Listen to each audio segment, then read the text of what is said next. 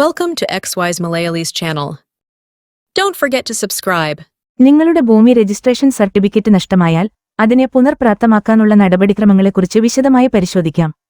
ആദ്യമായി ചെയ്യേണ്ടത് പോലീസിൽ പരാതിപ്പെടുകയാണ്.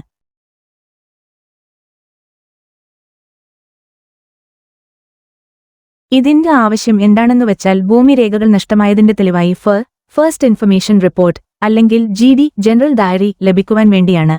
മറ്റൊരു കാര്യം ഇത് വ്യാജരേഖ തയ്യാറാക്കലിനെ തടയാനും കള്ളക്കേസുകൾ ഭാവിയിൽ ഉണ്ടാകുന്നത് തടയാനും വേണ്ടിയാണ്.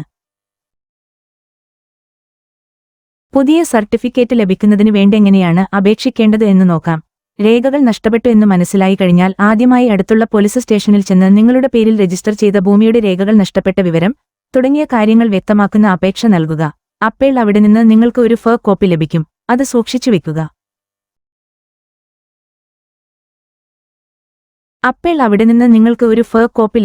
അത് സൂക്ഷിച്ചു വെക്കുക. രണ്ടാമതായി ചെയ്യേണ്ടത് ഏതെങ്കിലും പത്രത്തിൽ പരസ്യം കൊടുക്കുക. ഇത് ചില സംസ്ഥാനങ്ങളിൽ നിർബന്ധമല്ലെങ്കിലും സുരക്ഷിതമായ ഇടപാടുകൾക്കായി ഭാവിയിൽ ഇത് നല്ലതാണ്. നിങ്ങളുടെ ഭൂമിരേഖ നഷ്ടപ്പെട്ട വിവരം ഒരു പ്രാദേശിക ദേശീയ പത്രത്തിൽ പ്രസിദ്ധീകരിക്കുക.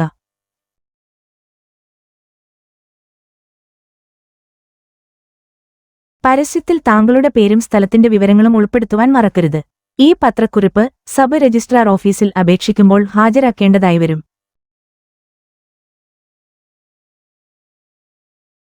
അടുത്തതായി ചെയ്യേണ്ടത് സബ് രജിസ്ട്രാർ ഓഫീസിൽ അപേക്ഷിക്കുക എന്നുള്ളതാണ്.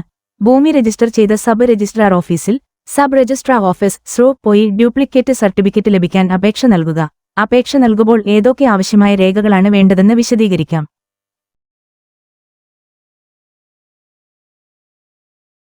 1. കോപ്പി നഷ്ടപ്പെട്ട രേഖയെക്കുറിച്ചുള്ള പോലീസ് റിപ്പോർട്ട്.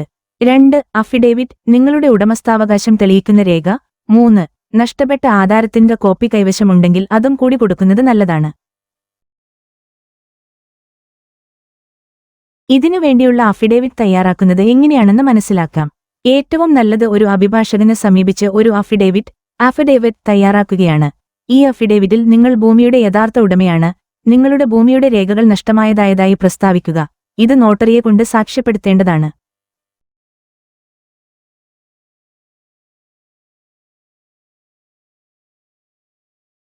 എല്ലാ രേഖകളും ഹാജരാക്കിയ കഴിഞ്ഞാൽ സബ് രജിസ്ട്രാർ ഓഫീസിൽ നിന്നും പുതിയ എൻകംബ്രൻസ് സർട്ടിഫിക്കറ്റ് നൽകുന്നതായിരിക്കും. ഇതിനാവശ്യമായ ഫീസുകൾ അടയ്ക്കേണ്ടതാണ്.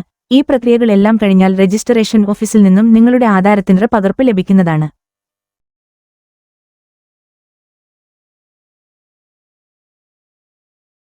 ഇത് ഒറിജിനൽ പോലെ ഉപയോഗിക്കാവുന്നതാണ്. അതിനുശേഷം പട്ടയം ലഭിക്കാത്ത ഭൂമിയാണെങ്കിൽ പട്ടയത്തിനു വേണ്ടിയും അപേക്ഷിക്കാവുന്നതാണ്. ചില സംസ്ഥാനങ്ങളിൽ ഭൂമി രേഖകൾ ഓൺലൈനിൽ പരിശോധിക്കാനും പുനർനിർമ്മിക്കാനുമുള്ള സംവിധാനങ്ങളുണ്ട്.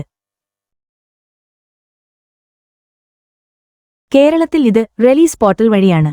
എല്ലാവരും എപ്പോഴും വളരെ ശ്രദ്ധിക്കേണ്ട ഒരു കാര്യമാണ് ഭൂമി രേഖകളുടെ സ്കാൻ ചെയ്ത പകർപ്പുകൾ സൂക്ഷിക്കുന്നത്. കൂടാതെ ഇക്കാര്യത്തിലൊരു വക്കീലിന്റെ ഉപദേശം നേടുന്നത് കൂടുതൽ നന്നായിരിക്കും. അതുപോലെ തന്നെ ഈ വിവരങ്ങളെല്ലാം തന്നെ മറ്റു കുടുംബാംഗങ്ങൾക്കും അവകാശക്കാർക്കും കൈമാറേണ്ടതാണ്. അല്ലാത്തപക്ഷം ഭാവിയിൽ വല്ല തർക്കങ്ങളോ വ്യവഹാരങ്ങളോ ഉണ്ടാവുന്നത് ഒഴിവാക്കാനത് വളരെ ഉപകരിക്കും. Thank you for watching. Hello, hey!